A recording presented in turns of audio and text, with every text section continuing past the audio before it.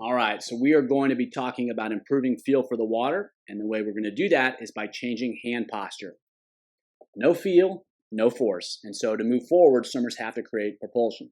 To create propulsion, they have to create force. And to apply force, swimmers have to be able to manipulate the water. They can't just push or pull as hard as they want. That's not going to really work.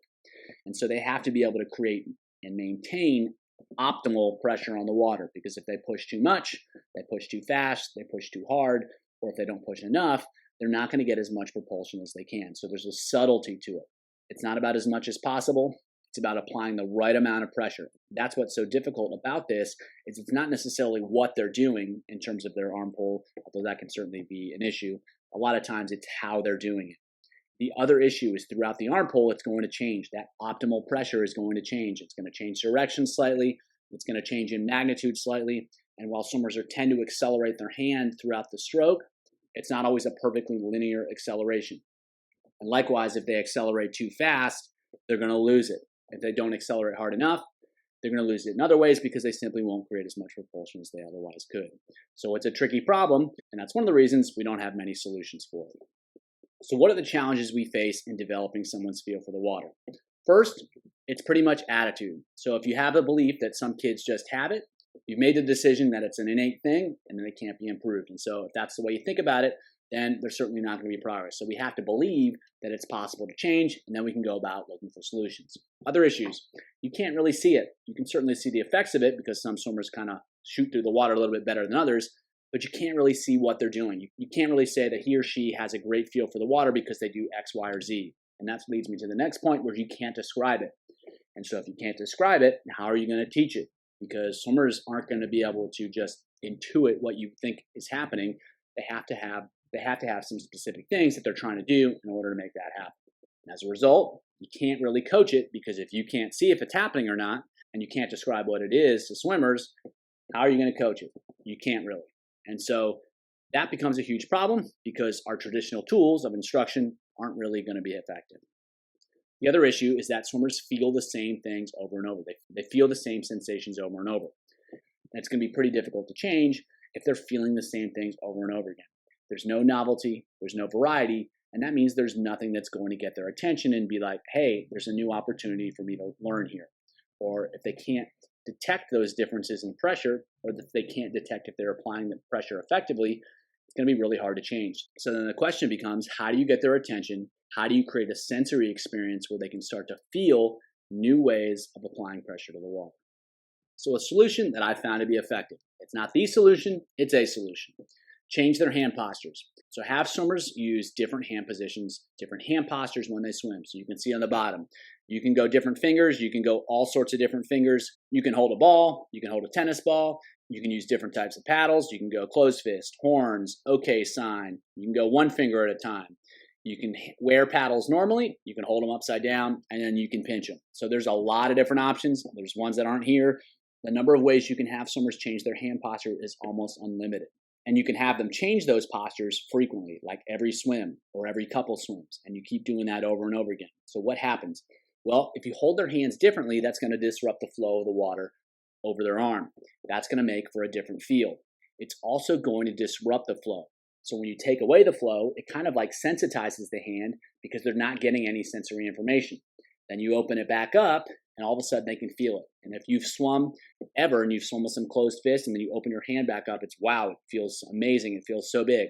That's what's happening, is you're getting rid of the flow, then you're introducing it back. And because there was in a period where they didn't feel it or you didn't feel it, now you can really feel it. And so that's going to help them get more aware of what's happening. They're going to be able to start to feel these pressure differences. And it also, when you take away the hand, especially with the different finger positions, makes them use the forearm more. And that's never going to hurt swimmers in terms of creating more propulsion. So you're changing the sensory information that swimmers get, and you're doing it a lot of different ways, and you're getting them to feel different types of pressure, and you're getting them sensitized when they open those hands back up to feel different types of pressure and feel what they're doing. Over time, they're going to start to be able to feel the water. And when you're asking them to do sets and do different types of training activities in a lot of different ways with a lot of different hand positions, they're going to start to figure out what the commonalities are in terms of how to apply pressure optimally. So the more situations that they have to solve the same problem, the more likely it is they're going to find a solution that works really well in a lot of different cases. And so in this way, you're not coaching them, but you're providing with the opportunity to learn how to feel the water better. Now, pretty much every coach has probably heard of closed fist drill or swimming with tennis balls or something similar. That's not new. What's new is that you're doing things in a lot of different ways using a lot of different hand positions. And more importantly, you're training it. You're not just doing 425s crews, holding tennis balls or with a closed fist. You're going to add speed. You're going to ask them to do these things at different types of speeds. Descending, building, just going fast, whatever. Different stroke counts. They've got to change their stroke counts. They've got to lower their stroke counts. They've got to alternate between different stroke counts. They've got to solve problems with different hand positions.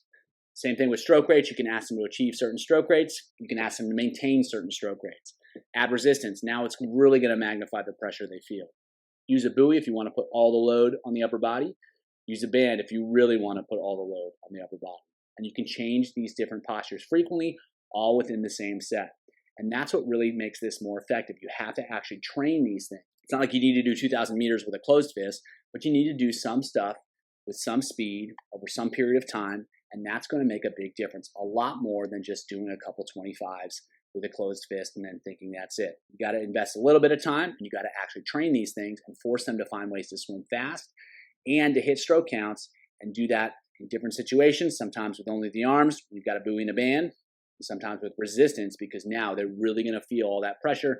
And if you're asking someone to swim with closed fists, a stroke count, a buoy, and resistance, they're going to probably figure something out in terms of how to apply pressure into the water.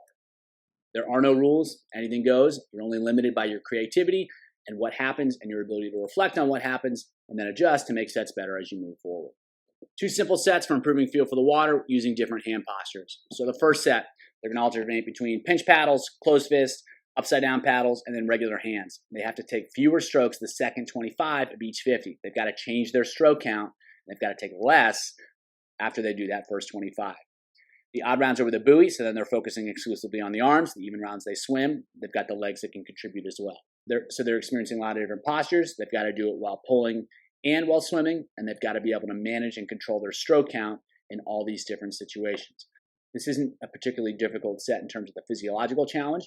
However, it provides them with a lot of learning opportunities about how to better and more optimally apply pressure into the water.